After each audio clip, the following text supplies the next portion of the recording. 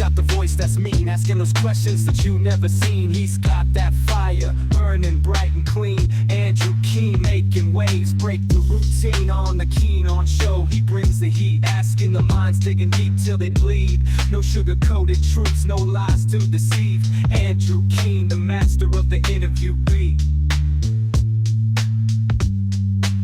He's got the knowledge, he's got the flair, challenging ideas with a fearless stare. With every question, he's uncovering what's there. Andrew Keen, the truth seeker, he's aware. Hello, everybody. It's Saturday, December the 6th, 2025. Back in August this year, did a show. It was one of my favorite shows, actually, of the year with the great environmentalist Bill McKibben. He's often associated with bad news, particularly on the climate change front. But his new book, Here Comes the Sun, was actually rather cheerful. He seems to believe that there is an opportunity to save the world. We called the show Move Fast and Fix the World. Here Comes the Sun.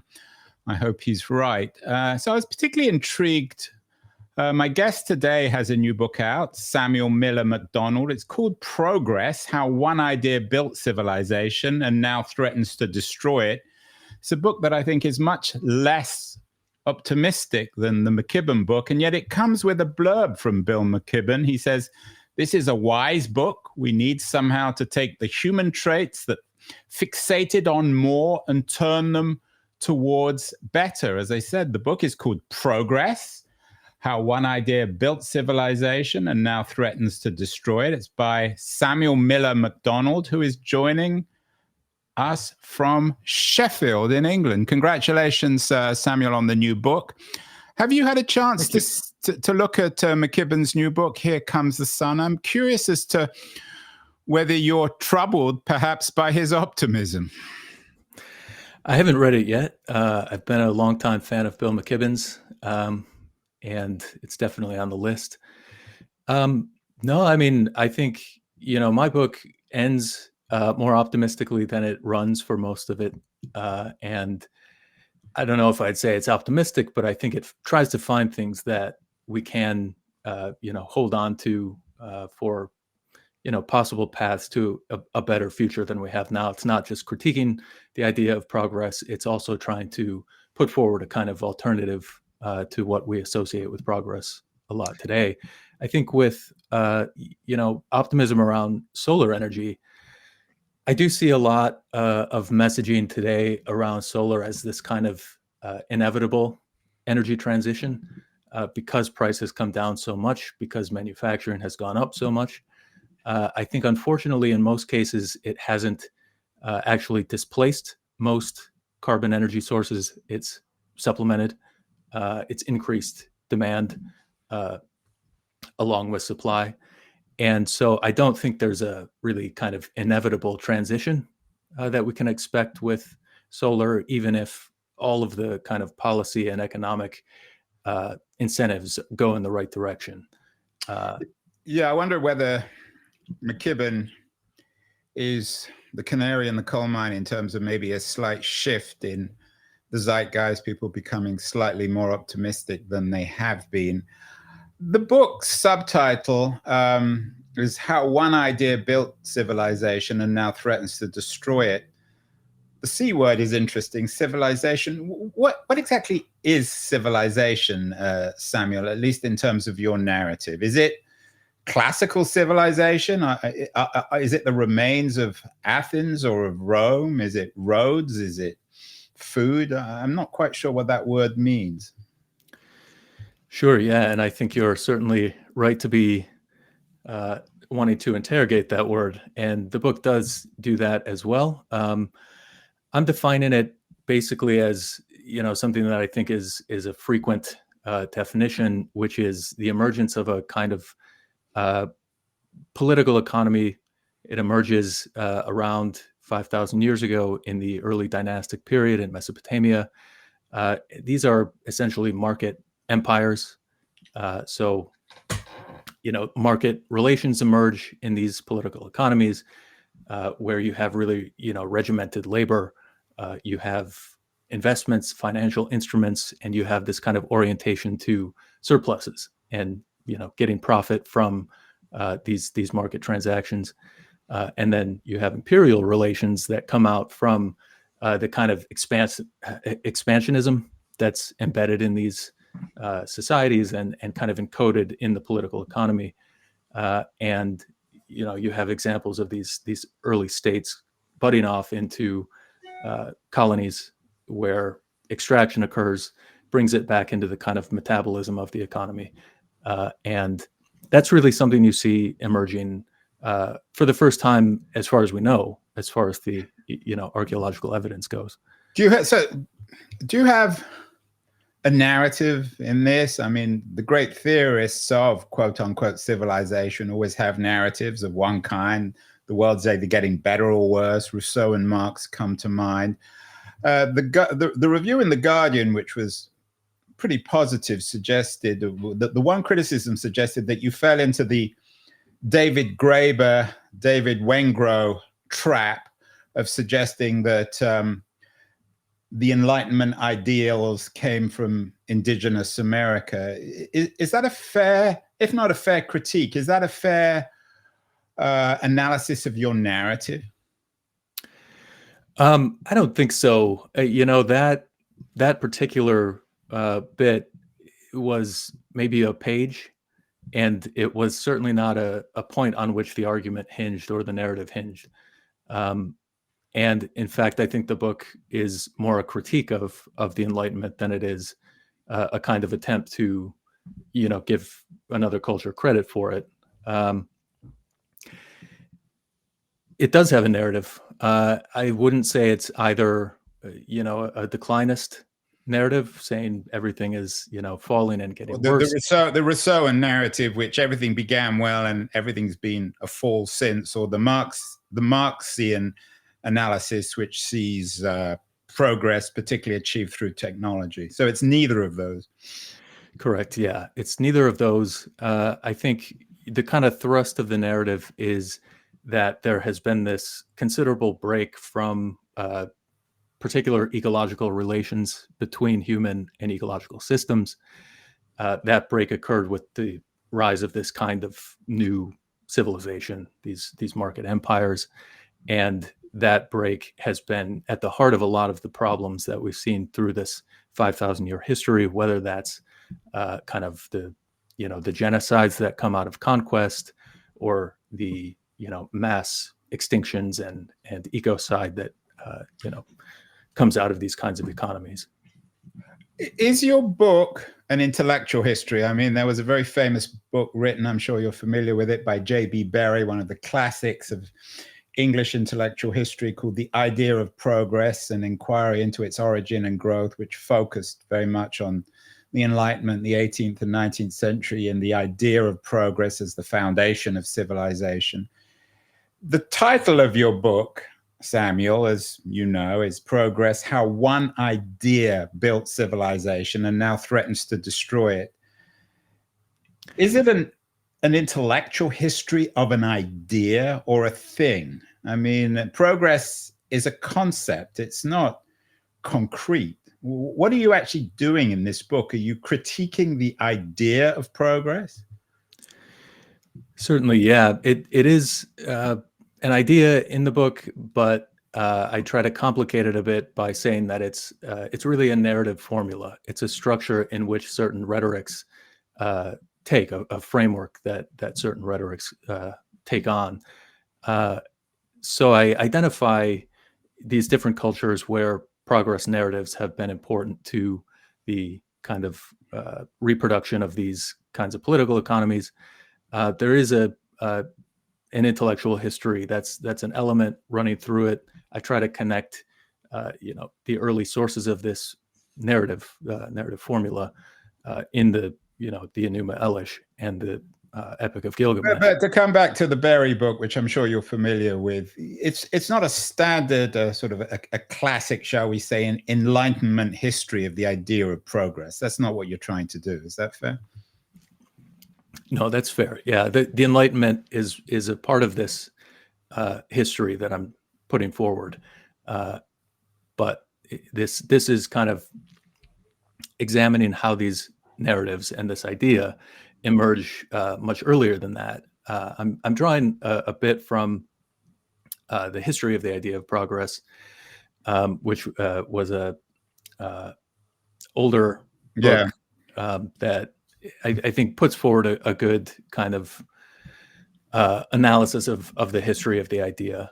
Well, let me ask you again. It's a huge subject, Samuel. You know this better than I do.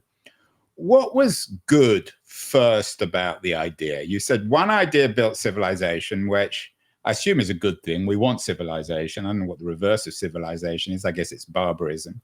So why did it work in the first place? Why was progress once good and now it isn't? Well, the narrative I'm putting forward is that civilization, this kind of society that we call civilization, is a concrete thing. It's a physical process. It's something that has very materialistic kind of presence in the world and impact on history.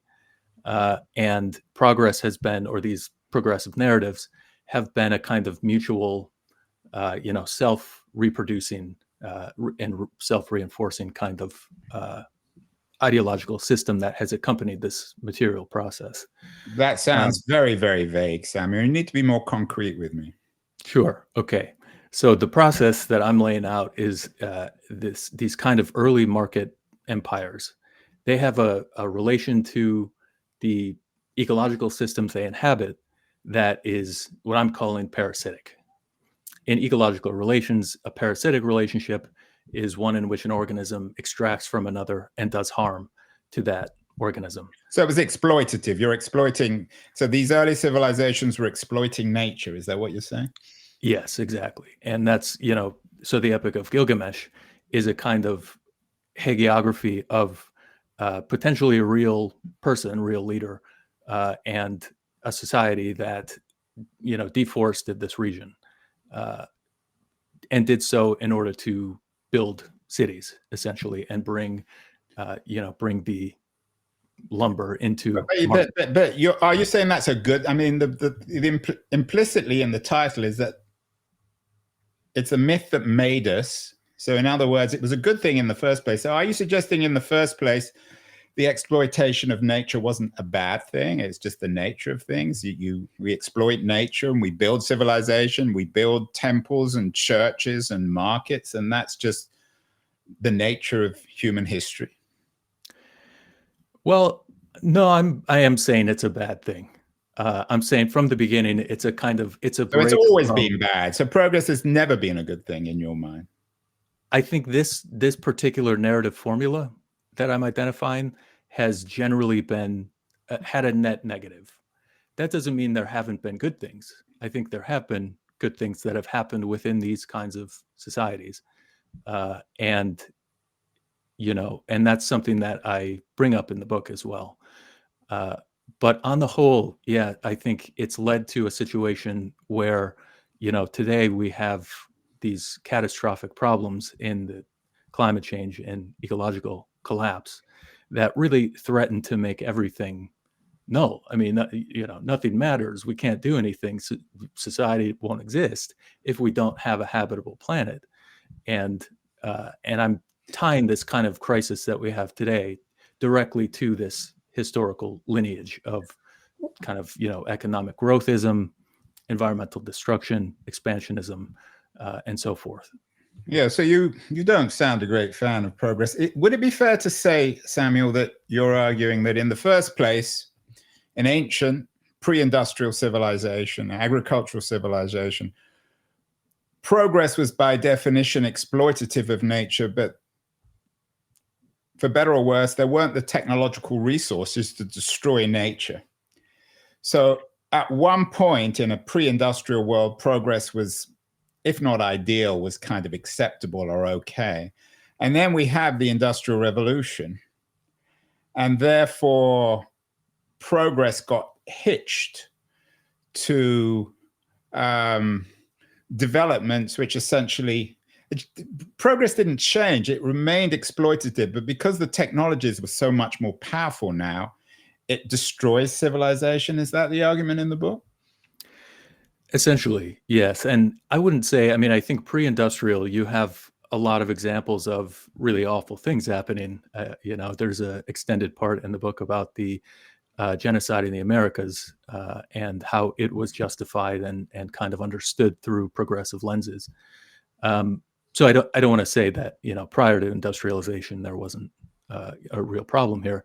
But yes, certainly once you introduce fossil energy into this process, then you have, a series of issues arise from that, speeding up production, speeding up distribution, and then, of course, emitting, carbon dioxide, greenhouse gases.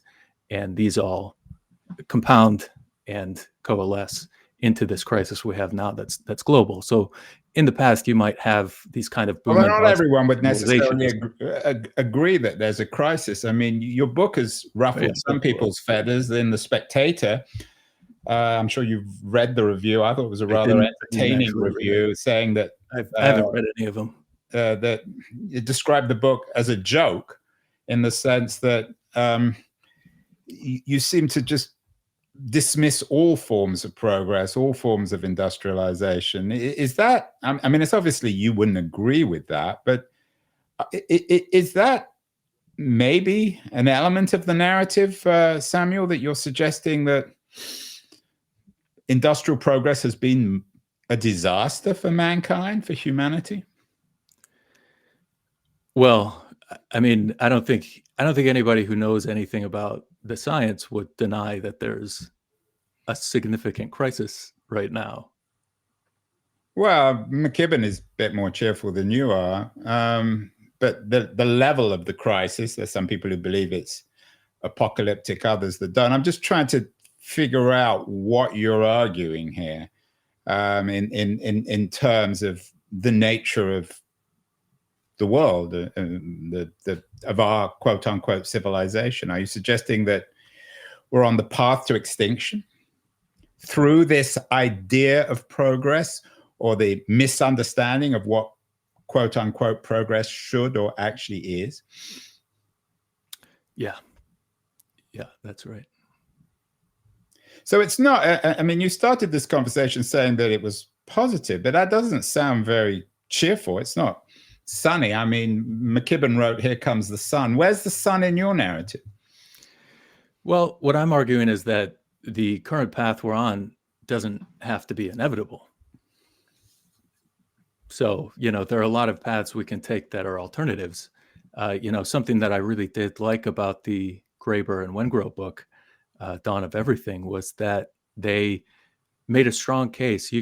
Forget the Enlightenment argument they made. They made a strong case that there have been many different kinds of societies that have existed through time, and particularly prehistoric societies, many different ways cultures can organize themselves. And I'm inspired by that. And I'm inspired by the idea that we can have many different kinds of societies that aren't going to, drive us off a cliff and kill everyone and everything and make the planet uninhabitable. What model, if someone said, well, look back in history and find a society that works, that you want to emulate today, what would that be? Well, in the beginning, I look at some of the First Nations cultures in the Americas, particularly in the Ohio River Valley. There were some very effective civilizations there, if we want to call them civilizations. They were very organized. They were agrarian and had, permanent settlements, and they were prosperous. They were egalitarian. They had, a level of technology that I think was, maximized human well-being. I think part of the argument I'm making is that all of the, technological progress is not always positive. It doesn't always have a net positive for human beings today. And in fact, I think a lot of it, maybe most of it, doesn't. So you would, implicit perhaps in this narrative is you would like us to go back to pre-industrial indigenous North American societies. Is that the argument? No, I wouldn't say go back to it. I would say that there's a Learn lot we can from it. learn about those Take some of their relations. ideas. How would that actually work, though, Samuel? What would it mean? What in our, for better or worse, globalized, digitalized, post-industrial world? What would need to happen? Well, I have, I don't know, maybe 5 chapters that go through a variety of different things that we could be doing that wouldn't, necessarily deliver that immediately, but could start getting us in that direction. And it's things like, rewilding. It's things like supporting agroecology, getting away from these kind of big monoculture industrial agricultural projects. Rethinking the kind of, growthism that's intrinsic to a lot of the economy today. And, that entails a lot of change that I don't necessarily think is going to happen, but that I think it could. And I think we have to at least entertain the possibility of that. We've done a number of shows on rewilding and also on degrowth strategies, one with Tim Jackson, for example. And it seems as though ultimately a lot of these critiques, maybe not so much in the rewilding movement, but certainly with guys like Jackson, who I rather like, and I like his work, and I've enjoyed having him on the show, is ultimately they argue that capitalism hasn't and can't work. Is that what you're also arguing in Progress? If we are to build another kind of civilization, does it need to be a post-capitalist one? Sure, absolutely. And part of the intellectual history of the book is trying to situate capitalism in a particular kind of episode within this history, and present it as something that's not natural or intrinsic to human societies or inevitable, but is a kind of intellectual product that can be rejected and reformed and replaced. You have an interesting X page. And one thing I wrote, one thing that I read on it is that you posted something about stuff that you actually hadn't posted, that you drafted and didn't, but you might one day. You wrote, "I'd say political violence is the only legitimate form of violence." What does that mean? And how are we supposed to change the world? Is political violence legitimate in terms of what's happening in the world today, particularly in terms of environmental destruction? I can't remember what that was quoting. If you see it, it's, doing a quote tweet and responding to some other thing that maybe you can find and pull up, but and a little bit of a joke. But yeah, there's a part in the book that says that one thing we can learn from some of these indigenous or what I call commensalist societies. They have a particular relationship to ecologies that's commensalist. It's not harmful. Is that they police very harshly who rules those societies. And that's something that we haven't done very well. Say that again. What does that mean? It means they remove people who try to oppress the people in their group. So today, so that's a good or a bad thing? That's a good thing. That's something that we can learn from. Give me an example of how that works. Sure. Yeah. So I draw from work by Ian Morse to talk about this, where essentially you have a process in a lot of these kinds of societies where there's if somebody is trying to, form a coalition that takes all of the food or is trying to, boss people around in the group tends to respond in a way that either it may start by ostracizing them, it may try to exile them, and then ultimately, if none of the other things work, they kill them. And this is also something that Robin Wall Kimmerer talks about a bit. Well, I don't really care who else talks about it. I'm only interested in what you think. You wrote, coming back again, also Josh Brolin and Jeff Bridges. Yeah, but you wrote. That was interesting too. Yeah, but I'm interested in you, Samuel. You've written the book. The only path to salvation and redemption for civilization today is the total dissolution of the world's political and business elite classes. You actually wrote that yourself on X. I Is did. that what you're talking about? Is that what should happen to sort of mimic what happened in the indigenous world? Is that there needs to be a violent revolt against the world's political and business elite classes? Is that how we can protect progress? Absolutely. Yeah. I mean, most of them seem to be criminals, gangsters, thugs, pedophiles. These Well, are most of them psychopaths. are pedophiles. I mean, we all know These about are Jeffrey Epstein. I psychopaths mean, who that's are one trying case. to enslave people. That's what they want. They want to enslave everybody. And Who if like? somebody Can you tries give to me some enslave you, examples?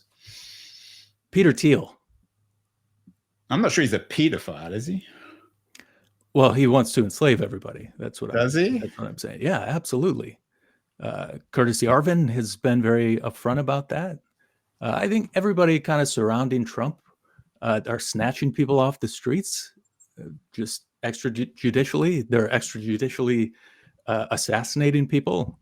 I mean, it's pretty clear to me these are criminals and psychopaths.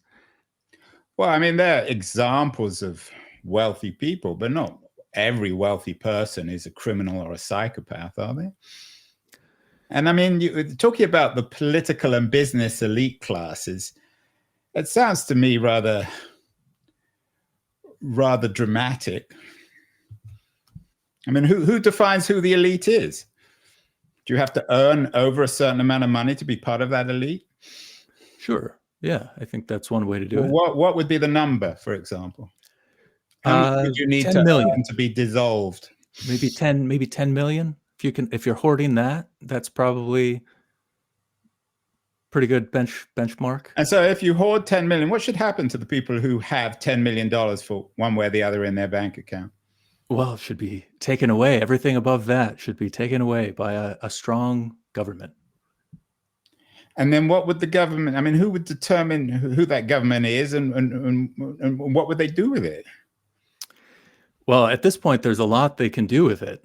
How we determine who it is, that's a whole conversation we can have, whether we go with something like sortition, which I've seen put out there, which I think is not a bad idea. What is that? It's like how Sortition. jury service. It's a you select people from a given population. It's an ancient Greek idea, and I think it has some merit. But what to do with it? There's so much. Let's go back There's to so many solar panels to build. That's going to take a lot of money. Well, some people might suggest that that's what's happening perhaps in China compared to the United States. The Chinese have. Well, what's your take on the Chinese model of progress? We've done a number of shows on that recently, where they've made, for better or worse, massive investments in solar energy and in renewables. Is China as a model, does it conform more to the idea of progress and civilization than the United States? Not necessarily. I have a chapter that is, critiquing Mao and Maoism and the direction that China has gone in recently. They're very growthist, so I critique them as well. I think China is building out. What does the word growthist mean? Fixated on economic growth above everything else. They're also the biggest consumer of coal. So, they're also emitting greenhouse gases more than anybody. And so, no, I certainly don't think they're a good model for progress. Your book is a history book, as you've noted. You have a chapter on Mao. But isn't that a warning, Samuel, for people who believe that, as you do, that the only path to salvation and redemption for civilization today is the total dissolution of the world's political and business elite classes, that things don't always quite work to plan when it comes to those ideas? You only have to look at the Chinese or the Russian Revolution, Khmer Rouge, or even the French Revolution. That history is a bloody, complicated affair. Yeah, certainly. And I point to the problem with those examples being that they retained this kind of militarized, hierarchical, and extractive set of relations. So are there, again, coming back to models, are there examples of movements that you're more optimistic about, who can do this fundamental re-architecting of society in a good way?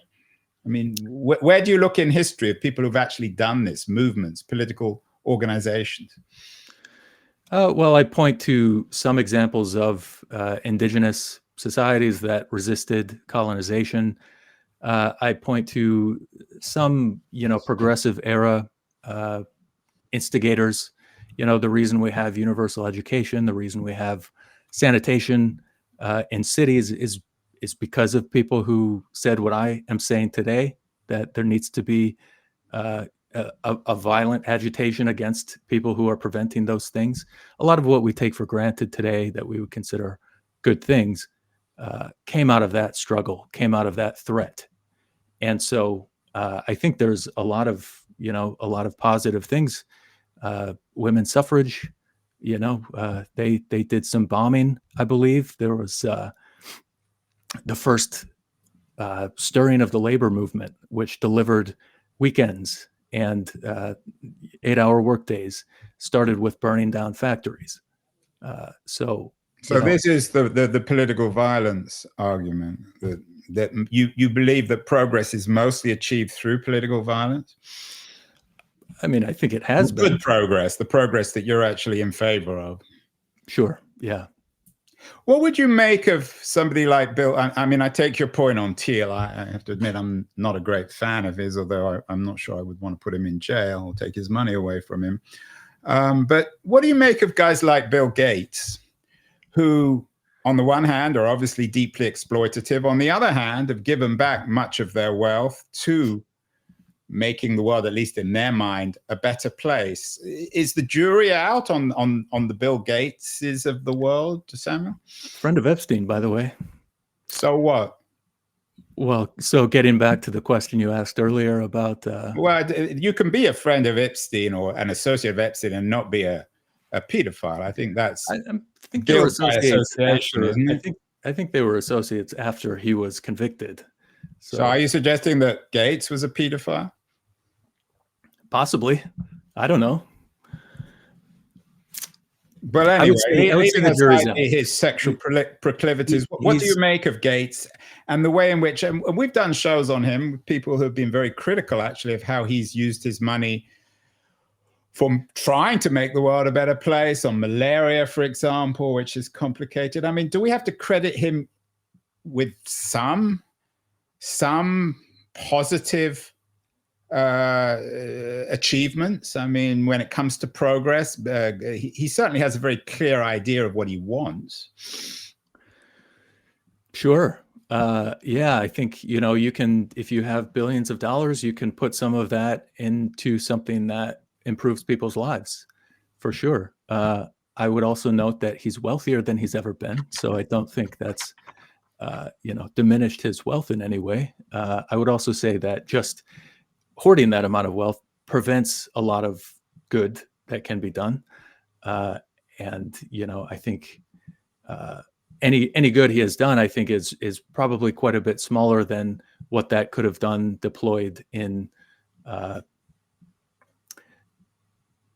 through welfare, through rebuilding infrastructure, and so, if we were going to do an equation, whether he has had a net positive impact, my assumption would be not. But that's something, we'd have to get the Excel sheet out, I think, to do that. What's your take on guys like, well, I mean, I guess not guys like, what's your take on Luigi Mangioni's fame and popularity as a man who assassinated a senior healthcare executive, remains very popular when it comes to political violence?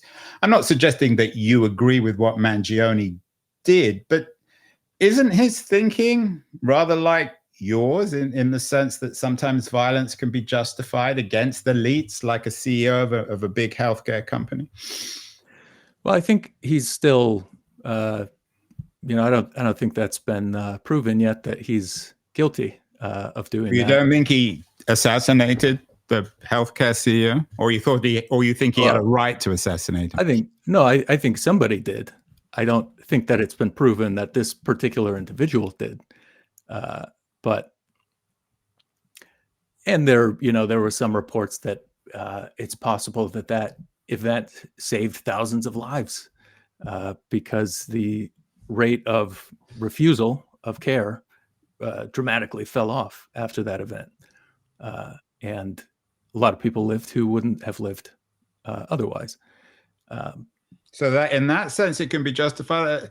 I was curious as to your thoughts also on the effective altruism movement, which are quite controversial, especially in their critique of AI and new technologies. Can one then justify assassination if indeed assassinating Mangione did save, I don't know, 100 or 1,000 lives? Is that justified?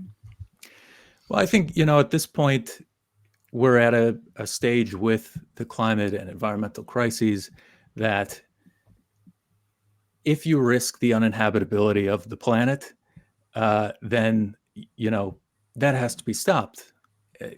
I just, I don't know what else to say. That's something that we can't continue. And so, these kind of little questions about particular CEOs, I don't know, that's well, they're not little. They're big. They may be. They're not really little questions. They're big moral questions, aren't they, about political violence and the right to assassinate, or the right, as you say, to get rid of elites, whoever they are, business and political elites. Yeah, I don't have a list. So I hope I'm on the list, Sammy. I wish I was. I wish I had $10 million in the bank. Yeah, well, yeah. No, that's good. You're good. You're safe. I'm safe for the moment. Although, as someone famously said about the French Revolution, eventually the gods will have their blood. Eventually, they will turn on you. In all seriousness, what needs to happen? We've talked about effective altruism. We've talked about taking the money away from the elites. You've suggested that we need to look back at maybe pre-industrial, some indigenous organizations and societies, but that's not very practical. What practically needs to happen? As I said, Bill McKibben is cautiously optimistic about solar power saving the world. What would you like to see done in practical terms in the next 5 to 10 years? Well, let's take that example and the idea of an energy transition to entirely solar, maybe some wind, maybe some tidal, and say we can maintain a certain level of energy supply on that. Now, in order for that to be practical, we have to draw down fossil fuel use, fossil energy. I would love for that to happen. I don't know if that's practical. When we talk about the challenges to all of the things that have to happen, if we're going to maintain certain limits on the warming of the planet, there's not a lot that's practical. There's not a lot that doesn't become utopian. If we talk about keeping all of the fossil fuels in the ground, who's going to do that? Is there a government who's going to be able to do that? This is why I'm not super optimistic, because I don't think that there are practical steps to limiting warming to 2 degrees Celsius. And given my understanding of things, I think this kind of civilization that we've been talking about is going to continue using it forever, for as long as it's there, as long as they can, and is going to push us way past 5, 6, 7 degrees Celsius. If there were a practical path to total energy transition to renewables, I would be in favor of that all the way. I just don't think there is. So to put it politely, we're fucked, Samuel. I mean, I hope not. But it doesn't seem likely to me that the things that have to happen in order to achieve limits on warming and maintaining habitable, habitat are going to happen. Okay, so I take your point. So let's say that I had the power, which unfortunately fortunately I don't, to make Samuel Miller McDonald the ruler of the world. You can be ruler of the world. You can decide what happens. What would need to happen? What would you do to save the world? Well, I mean, first step, main thing is that drawdown of fossil energy and stopping that as soon as you can, as fast as you can. It's still growing. We're still increasing emissions, and that needs to be, I think, the first step to anything. So you'd shut down the oil wells, close the coal mines. Yeah, absolutely. I'm not sure people in West Virginia would be very happy with that, for better or worse. Well, they can build some solar panels. Is that what you would get them to do? Build some solar panels? Potentially. I think there's a good opportunity for agroecology. This is something that I speak about in the book, that there's a strong desire when you poll people for where they want to live. The biggest group in the US wants to live rurally. And I think there's a real opportunity to create a kind of agroecological food system that employs a lot of people and, does so in a way that's... What does that mean, say that again, an agroecological food system? What would that mean in America? We'd all go back to the land? No, I don't think everybody would have to go back to the land. I think it would be a larger labor market, but I think it would also potentially, if done well and done right, would mean more people would own their own land. More people would have a relationship to that land. Agroecology is very high tech. It's something that you have to have a certain level of expertise to do successfully. And, there's, I think, an opportunity to train lots of people and get them back doing that kind of work that I think a lot of people want to do. I think there's a kind of epidemic of disconnection from nature and from the land that, I think reversing would be a good thing. But, that means dissolving some of the bigger land holdings. And it means doing it in a coordinated way. I'm not saying just come in and break everything and have a disastrous policy that Mao had that results in a famine. I'm saying doing that. Or the Khmer Rouge or lots of other rather bloodthirsty organizations that didn't succeed in the back to the land. What about technology? Some people see technology as being our savior. There's a big abundance debate these days about whether AI can actually create more abundance. My sense is that you see AI as more dystopian than utopian. What should happen to all these new technologies, Samuel? Are they a problem with progress? Can they be used, AI or the internet or biotech, to actually enable progress? Or do we have to go back to sort of indigenous agroeconomies of one kind or another? I think there are plenty of applications for high tech. I think it's just a matter of where you put the incentives. I wouldn't lump AI in with certain biotech. I think those are different things. I think AI has mostly been a disaster that has harmed people. I don't think it has had a net positive. And how has it harmed people? It's contributed to water theft. It's contributed to air pollution that has at least killed some people. It's contributed to suicides that have occurred. It's contributed to the pollution of information that is having real harm on real people and real things. It is a massive intellectual theft that has occurred, intellectual property theft. It's, I think, been put toward harmful ends like surveillance, like the production of fake videos, and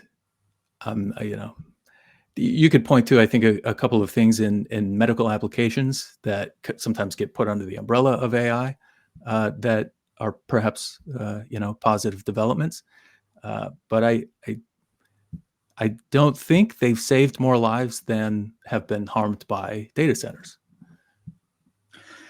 It's a really interesting debate, Samuel. As you know, it's very controversial. Everyone has very strong feelings about progress. But one of the arguments put forward by the positive camp when it comes to progress is most people's lives in the second quarter of the 21st century are better than they were 100 or 500 or 1,000 years ago. There are modern medicines. Most children survive. It's not ideal. Most people don't die of starvation. People are better fed. What would you make? And I'm sure you're very familiar with these kinds of arguments. Steven Pinker, for example.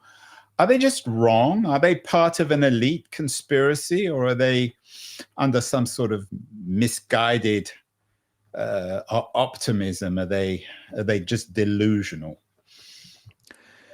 I think it's a mix. I think some of them are delusional. I think some of them are ideologues who are putting forward propaganda that supports a particular ideology.